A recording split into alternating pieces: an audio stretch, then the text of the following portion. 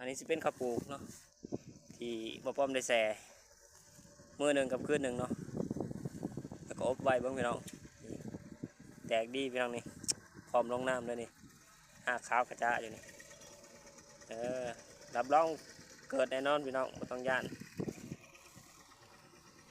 นี่แต่ใส่เมียวานมานี่เปลี่ยนกันวานจะบนักเลย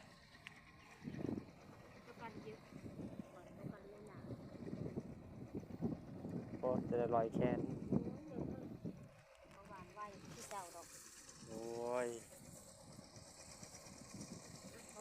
อันนี้ก็จะเป็นให้หน้าสีหวานพี่น้องนี่เบิ้งสีให้ไม่ได้60 สอบให้นี่พี่น้อง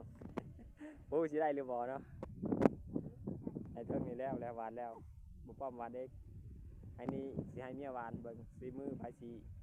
ออกงามกว่ากันพี่น้องมาเบิ้งตรงกันเนาะแต่ยังอีกไงหนึ่งอยู่หลุมยังไม่ได้ไทยว่ากำลังที่ลงไทยกำลังไปพี่น้องอย่าลืมไหมพี่น้องเวลาหวานเนาะยึดไปอีกประลงไม้ไว้โอเคพี่น้องคลิปนี้กับบุญยังไรพี่น้องกันพาพี่น้องมาหวานข้าวหวานน้ำพี่น้องอันนี้เป็นน้าอายคนไทยอยู่โอ้ยชัวร์แต่สำหรับประชาชนหวานข้าวพี่น้องปุ๊ลงไปจนกระไม่แทงกระตาตายแต่โอ้ครับเนี่ย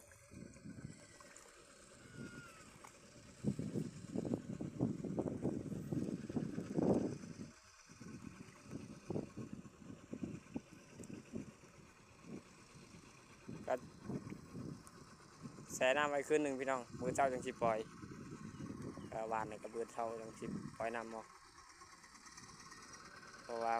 ให้มันกีบน้ำในจังหวะหนึ่งเอาปล่อยไว้มันก็สีแห้งเลยครับมันก็สีได้เอาน้ำเขาอีกเนาะก็เลยว่าแช่คืนหนึ่งแล้วคอยปล่อยเอาโมโหว่าสิตีหรือทางพี่น้องกับมาเบิ่งย่ำเกิดเนาะแต่ส่วนหลายมีซีเน้นนั้นหวานทีในจังน้อยแต่ละปีเนาะโอเคพี่น้องคลิปนี้กับบุญยังไรพี่น้องกับพาพี่น้องมาหวานเขาในแซงเนาะอันนี้จะเป็นหายที่บ่บานกระหากระตั้งนอพี่น้องกำลังขาวๆอยู่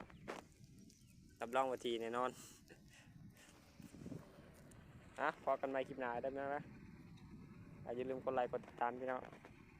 สบายดี